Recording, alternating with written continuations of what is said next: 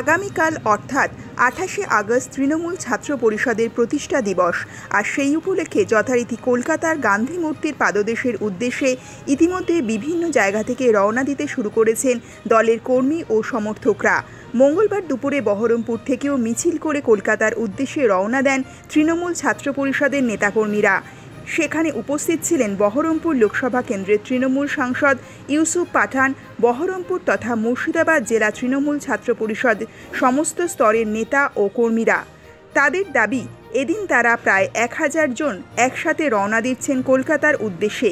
পাশাপাশি মুর্শিদাবাদ জেলা থেকে মোট 10,000 কর্মী জমায়েত হতে চলেছেন গান্ধী মূর্তির পাদদেশে। মূলত বাংলার বর্তমান পরিস্থিতিতে, বিশেষ করে ছাত্র পরিষদের প্রতিষ্ঠা দিবসে সঠিক কী বলতে চলেছেন তৃণমূল সুপ্রিমো তথা মুখ্যমন্ত্রী মমতা ব্যানার্জি, এই মুহূর্তে সেই দিকেই তাকিয়ে রয়েছেন তারা। আজকে আপনারা জানেন আমাদের তৃণমূল ছাত্র পরিষদের প্রতিষ্ঠা দিবস আগামীকালকে।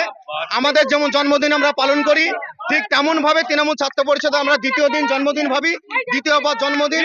আজকে আমরা কলকাতা রাজপথে গান্ধী মূর্তির পাদদেশের উদ্দেশ্যে আমাদের তৃণমূল ছাত্র পরিষদ জন্মদিনের উদ্দেশ্যে আমরা রওনা দিচ্ছি। মুর্শিদাবাদ থেকে কয়েক হাজার ছেলে মেয়েরা মিছিলে সামিল হয়েছে এবং বহরমপুর মুর্শিদাবাদ থেকে প্রায় 10,000 প্লাস ছাত্রছাত্রী কলকাতা গান্ধী মূর্তি রাজপথে যাবে নেত্রী মমতা বন্দ্যোপাধ্যায়ের উদ্দেশ্যে, অভিষেক বন্দ্যোপাধ্যায়ের উদ্দেশ্যে। সেখানে যে বক্তব্য দিবে সেই বক্তব্য শুনে আমরা গ্রাম বাংলায় প্রচার করব এবং নেত্রী মমতা বন্দ্যোপাধ্যায় উন্নয়নের নেত্রী এবং যে ঘটনা ঘটেছে আরজি করে, সেই ঘটনার পরিপ্রেক্ষিতে যারা এই ঘটনা ঘটিয়েছে তাদেরকে আমরা ধিক্কার জানাই এবং দোষীদের আমরা ফাঁসি চাই। আমরা এই বলে রাজপথে আজকে হাঁটছি। আমরা ট্রেন ধরবার কিছুক্ষণের মধ্যেই।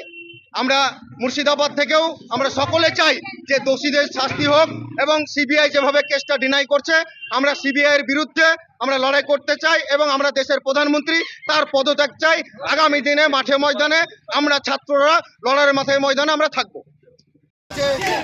আমরা কারা, তোমরা কারা, আমি যাব না, লড়াই করে দেখিয়ে দেবে, লড়াই করে লড়াই